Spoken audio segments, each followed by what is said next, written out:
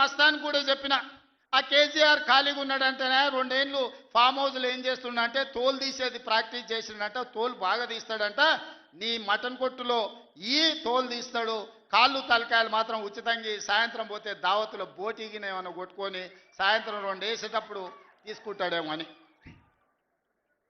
40 ఏళ్ళ అనుభవం అంటావు, రాష్ట్ర మంత్రి చేసిన అంటావు, కేంద్ర మంత్రి చేసిన అంటావు, 10 ఏళ్ళు ముఖ్యమంత్రిని చేసిన అంటావు, తెలంగాణ రాష్ట్రాన్ని సాధించిన అంటావు.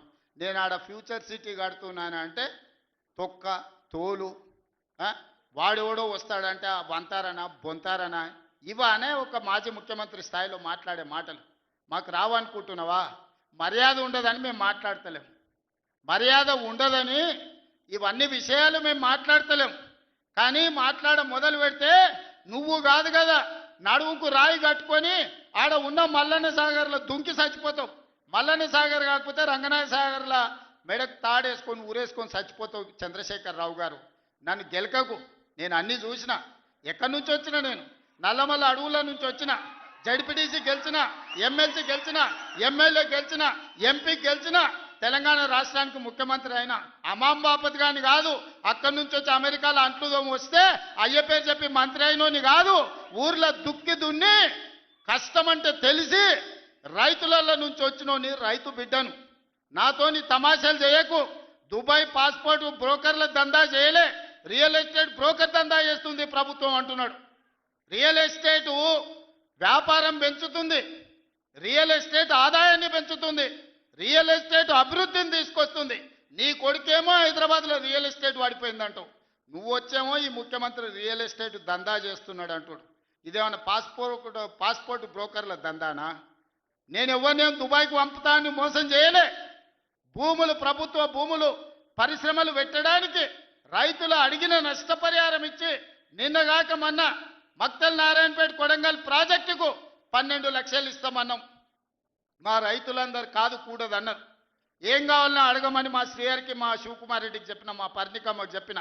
వాళ్ళు పోయి మాట్లాడిను, వాళ్ళు అడిగింది నాకు వచ్చి చెప్పురన్న. వాళ్ళు 20 లక్షల ఎకరం కావాలన్నారు. పిలిచి క్యాబినెట్లో పెట్టి ఎకరాకి 20 లక్షల దాకా ఇచ్చి 96% ప్రజలు ఏకగ్రీవంగా ఆమోదిస్తే వాని భూమి పోయిన దుఃఖంలో ఉంటాడు, 10 రూపాయలు ఎక్కువ ఇవ్వాలని 20 లక్షల ఎకరాలాగా చెల్లించి నిన్నగాక మన లగచర్లలో లేకపోతే హకీంపేటలో పోలేపల్లె భూమి తీసుకున్నాం. మొదట్లో 7 లక్షలు అన్నారు, అధికారులతో పంచాయతీ పెట్టుకోరు. పాపం తెలిసి తెలియక వాళ్ళు చేసిన అబద్ధాలకు ఈరోజు పంచాయతీ పెట్టుకోరు. చివరికి అడిగినాం 20 లక్షలు 22 లక్షలు కావాలని ఇచ్చినాం. ఇందిరమ్మ ఇల్లు కావాలన్నారు, ఇచ్చినాం. అక్కడ అభివృద్ధి ఏం కావాలన్నో చేస్తామని చెప్పినాం. ఆడకు జూనియర్ కాలేజ్ ఇచ్చినాం, మెడికల్ కాలేజ్ ఇచ్చినాం, ఇంజనీరింగ్ కాలేజ్ ఇచ్చినాం, డిగ్రీ కాలేజ్ ఇచ్చినాం, అగ్రికల్చర్ కాలేజ్ ఇచ్చినాం, వెటర్నరీ కాలేజ్ ఇచ్చినాం. ఈరోజు సైనిక్ స్కూలు ఈ రాష్ట్రంలోనే లేదు.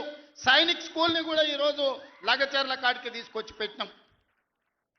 ఇవాళ రాష్ట్రంలోనే ఒక ఆదర్శంగా 250 ఎకరాల ఒక ఎడ్యుకేషన్ హబ్ కడుతున్నాం. ఈరోజు మేం పోయి ఆ ఊరికో ఈ ఊరికో ఆ పట్టణానికో పోయి చదువుకున్నాడు కాదు, తెలంగాణ రాష్ట్రంలో నలుమూలల నుంచి కొడంగల్కి వచ్చి చదువుకునేటట్టు ఒక ఎడ్యుకేషన్ హబ్బే ఈరోజు కొడంగల్ కడుతున్నాం. ఇది మా విధానం.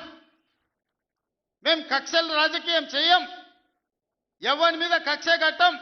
ఎవరి పాపానికి వాడు పోతాడని దేవుడి మీద నమ్మకంతో కష్టాన్ని నమ్ముకున్నోళ్ళు కొడంగల్ ప్రజలు రోజుకో 2 గంటలు ఎక్కువ పని చేసేటోళ్ళే కానీ ఎవరిని సొమ్ము ఆశించేటోళ్ళు కాదు. ఎవరి గురించి మేము ఆలోచన చేయం, మా పని మేము చేసుకుంటాం. కానీ మా పని మేము చేస్తుంటే కూడా కాళ్ళలో కట్టె పెట్టిర్రు అనుకో, ఇక మా సంగతి అయితే చూపుతామయ్యా. ఏమంటారు? అంతేనా? అంతేనా? 2 ఏళ్ళు ఏమన్నా అన్నానా? ఆయన మన బయటకు వచ్చి ఇక చూస్తా, తోలు తీస్తా, తాట తీస్తా, ఇక నీ సంగతి చెప్తా అన్నాడు. రా బిడ్డ రా రా, రెడీగా ఉన్నారా? ఇక అందుకే కొడంగల్ నుంచే చెప్తాం నీకు అని చెప్పి 3 రోజుల నుంచి మాట్లాడలేదు. ఇవాళ మాట్లాడుతున్నా. ఆయన కొడుకు చెప్తున్నాడు, మైకు ముందలకు వస్తలేడు ఆయన, దాచుకున్నాడు అని. నీ ముఖం ఎప్పుడైనా చూసుకున్నావు అర్థంలా? పేడమూతి బోడిలింగం, నువ్వు కూడా నా గురించి మాట్లాడతావా? నీవెంత, నీ స్థాయి ఎంత? అయ్య పేరు చెప్పి బతికటోనివి నువ్వు. ఆంధ్రలో గుంటూరులో గుడివారిలో చదువుకున్న నువ్వు, నీకేం తెలుసు తెలంగాణ గురించి, మా పౌరుషం గురించి? నువ్వు కాదు, మొత్తం నీ జాతినంతా తెచ్చుకో. ఎట్లా తెచ్చుకుంటావు? ఏడికి రావాలనో చెప్పు. మా ఊరు అన్నారా, మేమన్నా మీ ఊరికి వస్తాం. ఎవడు భయపడుతుండో సంగతి తేలుస్తా. వెనకటికోసారి చెప్పిన గిట్లనే గజ్వేల్కి వచ్చి చూడు అని చెప్పిన, గజ్వేల్కి వస్తా బిడ్డ నీ నెత్తి మీద కాలు పెట్టి తొక్కుతా అని. గజ్వేల్కి లక్షలాది మంది కార్యకర్తలతో పోయినాం, కాలు మీద పెట్టి తొక్కితే పాతాళానికి పోయిన మళ్ళీ ఇప్పటి వరకు తేలలేదు. ఇవాళ చెప్తున్న మీడియా మిత్రులారా రాసుకోండి, 2029 ఎన్నికల్లో 2/3 మెజారిటీ మన సీట్లు ఒకవేళ 119 ఉంటే 80కి పైగా సీట్లతోని 2029లో మా ప్రభుత్వం